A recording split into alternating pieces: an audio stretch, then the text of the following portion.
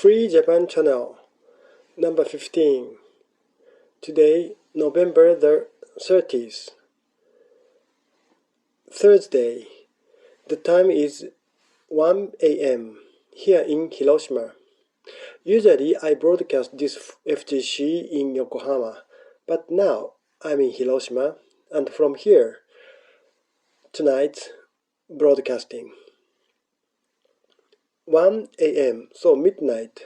Usually, I already sleep at this time, but today somehow I'm awake and I broadcast FGC here in Mihara, Hiroshima.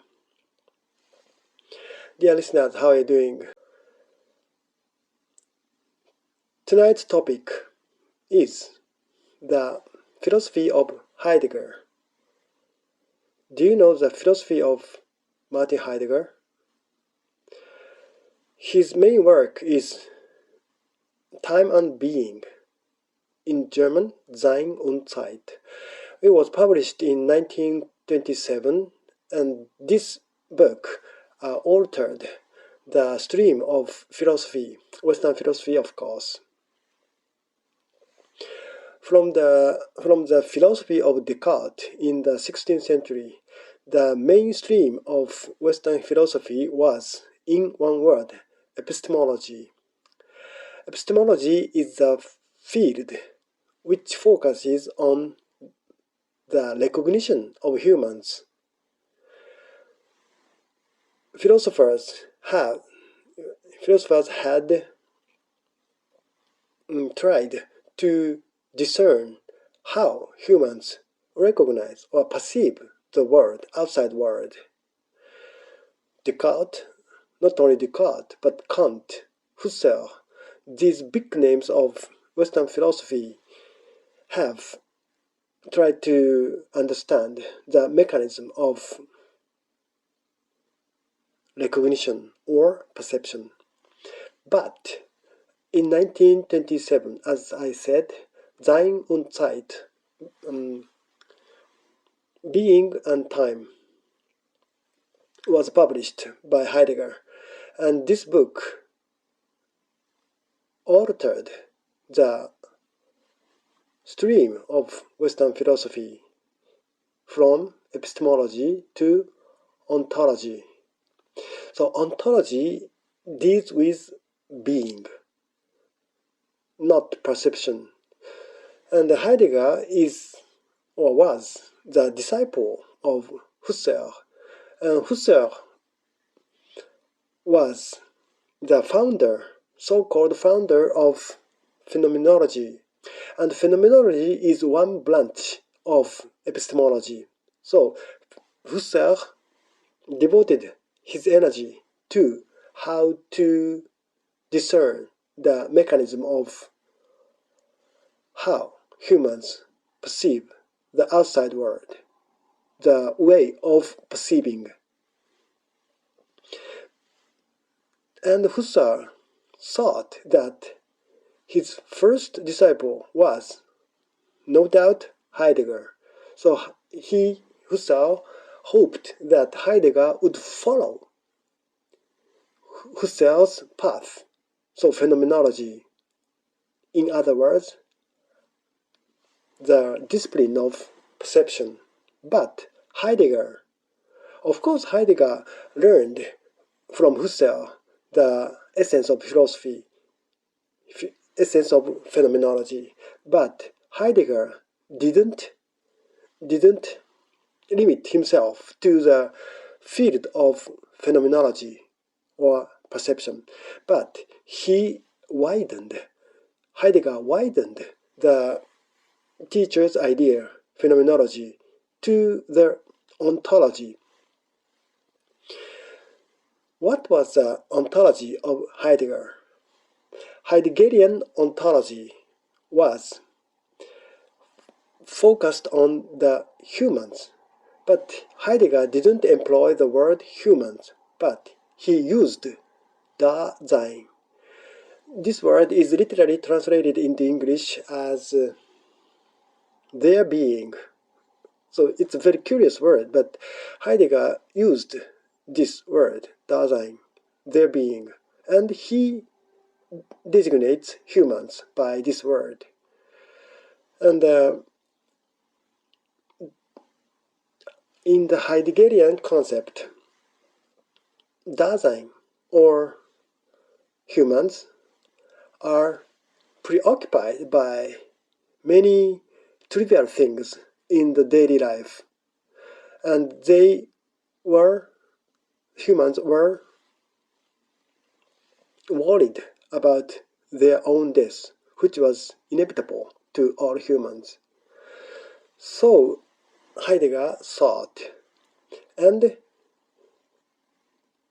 Heidegger said that humans try to avoid the anxiety of death by chatting, by preoccupying themselves with trivial things in the daily life. So they want to forget the dreary of death. But this is a very deceptive attitude of humans, according to Heidegger. And Heidegger tried to say that humans should perceive their own condition as it were. Humans should see their own condition as it were. So when we try to see human conditions as it were, then we have to say that almost every human has the anxiety of death and spend their time uselessly. So this is a miserable condition which Heidegger tried to depict in the book of Sein und Zeit, Being and Time. And he further proceeded to say that humans on the earth, only humans can perceive or can think about their mode of thought. Animals don't have such capability. So humans only have this kind of faculty to think themselves as from the outsider's point of view. So this capability of humans is very rare on the earth. So humans should try to see the world as it were. Then we can see that humans are influenced or engaged or committed to the temporality of their own nations, their own races, their own communities. Nobody can escape from the temporality of his group, of his community, because all of us speak some kind of language. Nobody communicates with other medium than language. So language is inevitable for human life. And this language itself is the product of temporality. So temporality means the stream of time from past, present to future. So everybody speaks some language. Of course we do. And we are also colored by our own culture, tradition. Nobody is exempt from this influence of temporality. So we are, from the birth to death, influenced by temporality. Or human beings is temporality in one word. So this temporality should be the theme of the philosophy which try to understand the essence of humans or essence of being.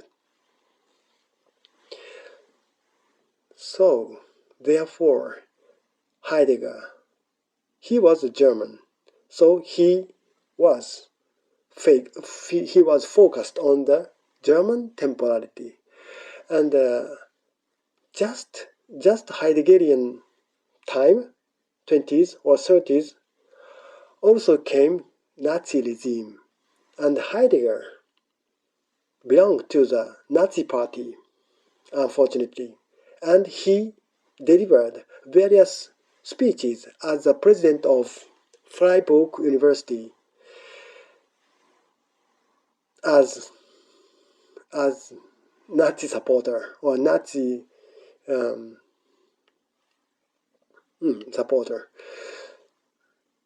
It was about a year or so that Heidegger was engaged in National Socialist movement. He quit in 1 year, and after that he tried to break all the relationships with Nazi regime.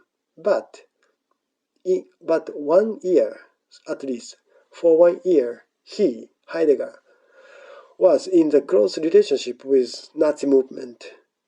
And Nazi movement is, or was, looking back now, the ideology which cherished the German temporality, in one word. So it was not by accident, not by chance, that Heidegger, even if it was only 1 year,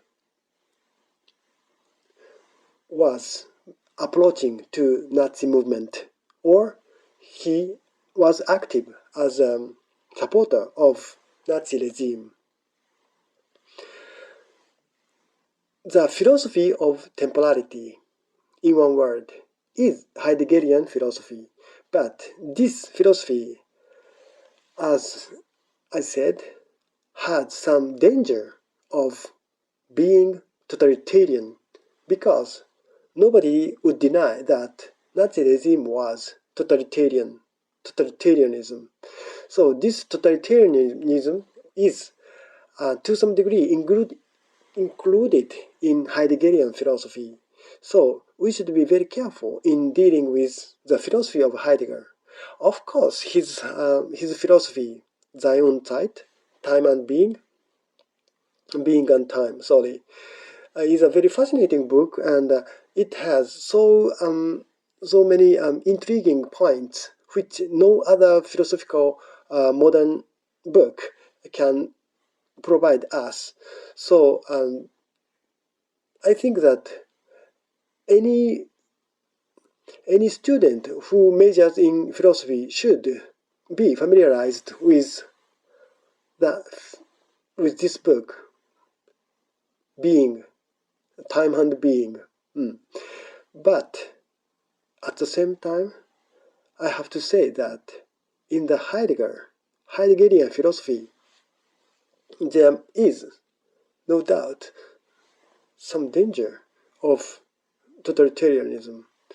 And to cherish the temporality of one's own means conservatism, isn't it? So we can say that Heideggerian philosophy was a kind of conservative philosophy.